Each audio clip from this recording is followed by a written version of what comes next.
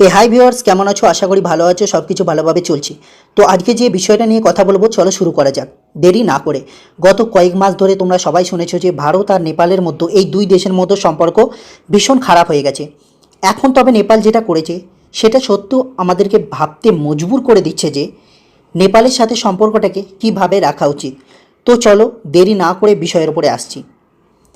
হঠাৎ কিসের জন্য নেপাল আর ভারতবর্ষের সম্পর্ক আরও একটু বেশি খারাপ হয়ে গেল?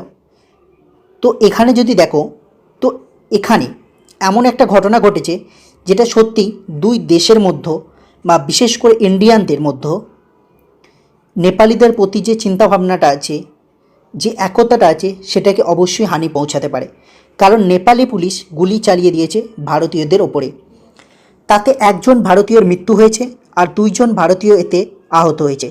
এই ঘটনাটা ঘটেছে ভারত নেপাল বর্ডার থেকে নেপালের দিকে 70 থেকে 60 কিলোমিটার ভেতরে, ভারতবর্ষের বিহার রাজ্যর সীতামারি ডিস্ট্রিক্টের বর্ডার এরিয়া থেকে 60 থেকে 70 কিলোমিটার নেপালে ঢুকে গিয়ে এই ঘটনাটা ঘটেছে।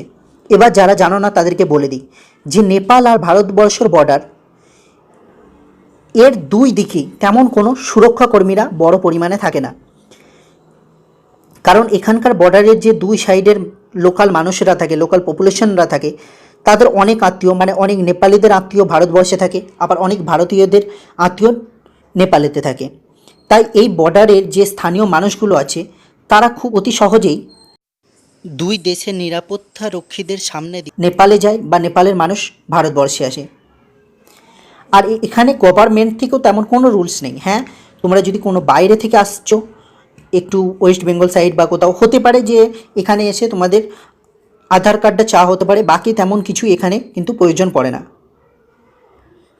আর এখন যদি দেখো, এখন রিসেন্ট সময়তে যদি দেখো, তো এখন যে করোনা ভাইরাসের জন্য ভারত আর নেপালের বর্ডার একবারে বন্ধ করা আছে।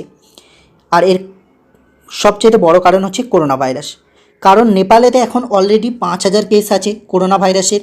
যেহেতু ইন্ডিয়াতে কেসের সংখ্যা প্রায় 3 লাখ পেরিয়ে গেছে, তাই নেপালি গভর্নমেন্ট চায় না যে ভারতীয়রা এখন নেপালে ঢুকে আসুক আর করোনা ভাইরাসকে ক্যারি করে এনে নেপালেতে ইফেক্ট করুক। তাই নেপালি সরকার পুরোপুরিভাবে ভারত নেপাল বর্ডারকে বন্ধ করে রেখে দিয়েছে। কিন্তু তবুও নেপালের বেশ কিছু মানুষ ইন্ডিয়াতে আসছে, আবার ইন্ডিয়ার বেশ কিছু মানুষ নেপালে যাচ্ছে এই লকডাউনের ভেতরেও। আর এখানে যে নেপালের যে কমিউনিস্ট গভর্নমেন্ট আছে, এই গভর্নমেন্ট চায়নার চাটুকারিতা করতে পাকিস্তানকেও হার মানিয়ে দিয়েছে। আর যদি বলো নেপালেতে করোনা ভাইরাসের পরিস্থিতি কী, তো দেখো নেপালেতে অলরেডি 5,000 কেস আছে। আর নেপালেতে এখন অনেক বেশি করে দ্রুত গতিতে করোনা ভাইরাস ছড়িয়ে পড়ছে, হাজার হাজার মানুষের মধ্যে এটা ছড়িয়ে পড়ছে। এখানে এফেক্ট অনেক মানুষ হয়ে যাচ্ছে ধীরে ধীরে। আর ভীষণ অল্প সময়ের মধ্যে এই 5,000 কেস হয়ে গেছে। তো আগামী সময়ে এই কেস আরও অনেক বেশি বাড়তে পারে। নেপালের যে গভর্নমেন্ট আছে তাদের কাছে না তো ভালো হসপিটাল আছে, না তো তাদের মেডিকেল ব্যবস্থা এতটা ডেভেলপমেন্ট যে কাল যদি নেপালেতে এই করোনা ভাইরাস মানে লাখের গণ্ডি পেরিয়ে যায়, তো এখানে নেপাল গভর্নমেন্ট এটাকে কোনোভাবেই কন্ট্রোল করতে পারবে না। তাই নেপাল গভর্নমেন্ট যেভাবে হোক করোনা ভাইরাসকে কন্ট্রোল করতে চায়। কারণ নেপালের কাঠমান্ডুতে বা আরও বেশ কিছু শহরেতে অনেক বড় পরিমাণে প্রোটেস্ট হয়েছে, বা সেখানকার যে সাধারণ মানুষ আছে নেপালের, তারা মানে এখন যে কমিউনিস্ট গভর্নমেন্ট আছে নেপালেতে তাদেরকে অনেক বেশি ক্রিটিসাইজ করছে। তারা নেপালি গভর্নমেন্টকে স্যানিটাইজার গভর্নমেন্ট বলছে, আবার তারা বলছে যে হ্যাঁ এই গভর্নমেন্টকে বদলানো দরকার। আর এই বিষয়গুলো নিয়ে নেপালি কমিউনিস্ট গভর্নমেন্টের রাতের ঘুম উড়েছে। কিছুদিন আগে যা হোক করে চায়না সাহায্য করে নেপালের গভর্নমেন্ট বা কমিউনিস্ট গভর্নমেন্টকে বাঁচিয়ে নিলেও আগামী সময়েতেও যে এইভাবেই চমৎকার হবে এর কোনো কথা নেই। এবার দেখো এখানে যে বিষয়টা আমরা দেখব সেটা হচ্ছে যে, আমি আগেই বললাম যে দুই দেশের আত্মীয়ই একে অপরের দেশে থাকে। তো এরা অনেক সময় নেপাল ভারত যে সীমান্ত আছে সেগুলো ক্রস করে যাতায়াত করে। তাদের কোনো কিছুই মানে প্রুফের দরকার হয় না। হ্যাঁ, যদি বাইরে থেকে কেউ যাও তো এখানে হতে পারে যে আধার কার্ডটা চাওয়া হতে পারে, কিন্তু এখানে তেমন আর বেশ কিছু দরকার পড়ে না। তো এইখানে যদি দেখো বেশ কিছু ইন্ডিয়ান মানে বিহারি ইন্ডিয়ান এখানে তারা নেপালেতে যাচ্ছিল নিজেদের বেশ কিছু আত্মীয়দের সাথে দেখা করতে। তো তারা বর্ডার ক্রস করে যায়, কারণ বর্ডারেতে তেমন কোনো সীমারক্ষী ছিল না। তো তারা বর্ডার ক্রস করে প্রায় নেপালের 60 থেকে 70 কিলোমিটার ভেতরে চলে যায়। আর সেখানে নেপাল পুলিশ তাদেরকে বাধা দেয়। সেখানে বেশ কিছু বচসা বা কথা কাটাকাটি হতে থাকে। নেপালি পুলিশ এই ইন্ডিয়ানদের বলতে থাকে যে হ্যাঁ, এখন করোনা ভাইরাস ইন্ডিয়াতে অনেক বেশি করে ছড়িয়ে পড়েছে, যার কারণে আমরা বর্ডার ক্লোজ করে রেখেছি, তাও কেন তোমরা এখানে এসেছো। তো এরকম বচসা হতে থাকে, কথা কাটাকাটি হতে থাকে। আর নেপালি পুলিশগুলো বেশ কিছু ব্যাড ল্যাঙ্গুয়েজ ব্যবহার করে ইন্ডিয়ানদের উপর। আর সেই জন্য এই ভারতীয়রা তারা আবার বেশ কিছু মানুষ ফোন করে আরও বেশ কিছু মানুষকে ডেকে নেয়, মানে আরও বেশ কিছু ইন্ডিয়ানদের ডেকে নেয়। তো প্রায় 30-40 জন ইন্ডিয়ান এখানে এসে এই নেপালি পুলিশদের সাথে বচসায় জড়িয়ে পড়ে। আর কথা কাটাকাটি হতে হতেই নেপালি পুলিশরা হঠাৎ করে ইন্ডিয়ানদের গায়ে হাত তুলে দেয়। আর যার পরিবর্তে ইন্ডিয়ানরাও হাত তুলে দেয় নেপালি পুলিশের ওপর। আর তারপরেই নেপালি পুলিশ গুলি চালিয়ে দেয় ইন্ডিয়ানদের ওপর। আর তাতে একজন ইন্ডিয়ানের মৃত্যু হয় আর 2 জন ইন্ডিয়ান আহত হয়ে যায়। কিন্তু যদি দেখো নেপাল ভারত সীমান্তে খুব একটা এরকম কিন্তু দেখা যায় না। আর অবশ্যই এখানে নেপালি পুলিশদের অনেক বড় ভুল। তারা ইন্ডিয়ানদের অ্যারেস্ট করে নিয়ে যেতে পারতো, বা অলরেডি যেখানে মানুষ এত বহু বছর ধরে যাতায়াত করছে সবটাই নেপালি গভর্নমেন্ট বা ইন্ডিয়ান গভর্নমেন্ট জানে, তাই এখানে গুলি চালাবার কোনো প্রশ্নই ওঠে না। এটা একবারই অমানবিক কাজ হয়ে গেছে। আর এগুলো একবারই না মেনে নেবার মতো অন্যায় কাজ এখানে করেছে নেপালি পুলিশ। নেপালি পুলিশ এখানকে তাদেরকে অ্যারেস্ট করতে পারতো, বা তাদেরকে অ্যারেস্ট করে ভারতীয় বর্ডারে ছেড়ে দিয়ে আসতে পারতো, কিন্তু গুলি চালিয়ে তারা একদম ঠিক কাজ করেনি। এখানে যদি দেখো ভারতীয় সীমান্তরক্ষী বা নেপালি সীমান্তরক্ষী উভয়ে এই ঘটনার ওপর দুই থেকে এই কথাটা এখানে বলেছে যে এখানে যে এই গুলি চালানো হয়েছে বা এই যে ঝামেলাটা হয়েছে এটা একবারে লোকাল ব্যাপার। এতে দুই দেশের বর্ডারের মধ্যে কোনো সমস্যা হয়নি, বা বর্ডারের মধ্যে কোনো টেনশন তৈরি হয়নি, কোনো অশান্তি তৈরি হয়নি, তাই এখানে চিন্তা করার কোনো দরকার নেই। কিন্তু যদি দেখে থাকো এটা এমন একটা সময় হয়েছে যেখানে নেপাল আর ভারতের দুই দেশের মধ্যে অলরেডি বর্ডার এরিয়া নিয়ে অনেক রকম বাকযুদ্ধ হচ্ছে। আর নেপালের কমিউনিস্ট প্রধানমন্ত্রী কেপি ওলি অলরেডি প্রায় প্রতিনিয়ত ইন্ডিয়ার এগেনস্টে ভীষণই জ্ঞানহীন কমেন্ট পাস করছে। কখনো ভারতকে ধমকি দিচ্ছে যে আমাদের সৈন্যরা তৈরি আছে, কখনো বা বলছে চায়নার থেকেও ইন্ডিয়াতে যে করোনা ভাইরাস দেখা যাচ্ছে সেটা অনেক বেশি ডেঞ্জারাস, যার জন্য আমরা বর্ডার ক্লোজ করে রেখেছি। কোথাও বা উত্তরপ্রদেশের মুখ্যমন্ত্রী যোগী আদিত্যনাথকে নিয়ে কমেন্ট পাস করছে যে কিভাবে একটা দেশের মুখ্যমন্ত্রী নেপালকে ধমকি দিতে পারে। কখনো বা আমাদের যে আর্মিদের চিফ আছেন, যিনি আর্মি চিফ আছেন, ওনার সমালোচনা করছেন।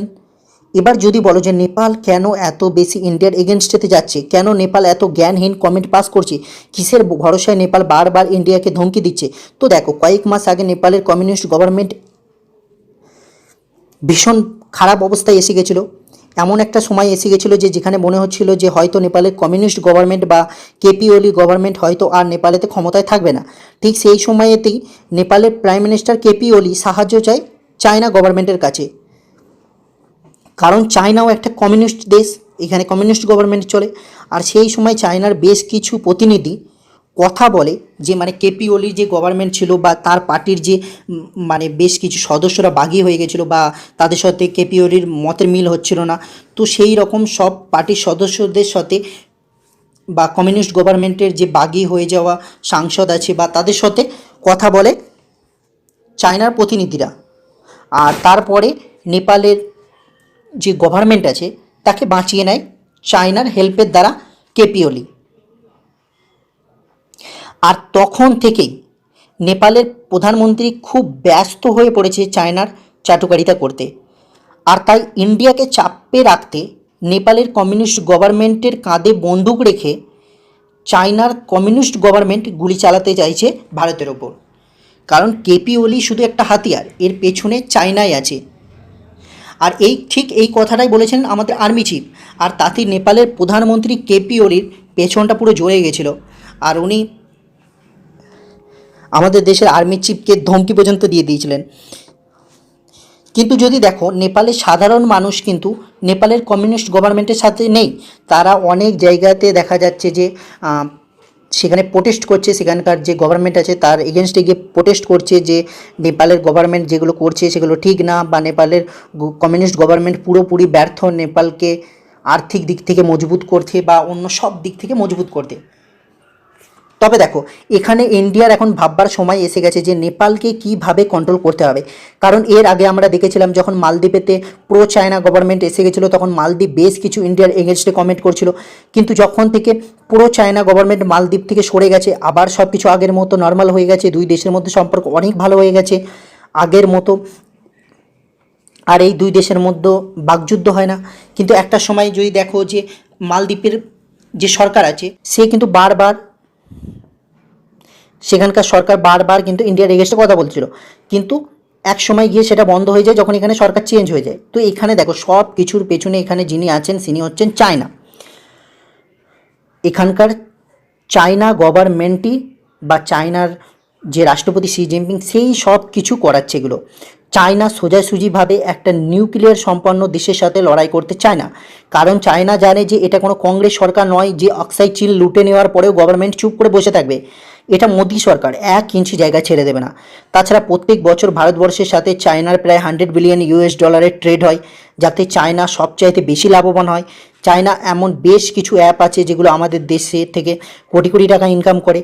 তো চায়না ভারতের সাথে সোজাসুজিভাবে কোনো লড়াই তেমন করতে চায় না, তাই নেপাল, পাকিস্তান এইসব ছোট দেশগুলোকে দিয়ে ইন্ডিয়ার এগেনস্টে নিয়ে গিয়ে তাদের কাঁধে বন্দুক রেখে ইন্ডিয়ার ওপর আক্রমণ করতে চায়।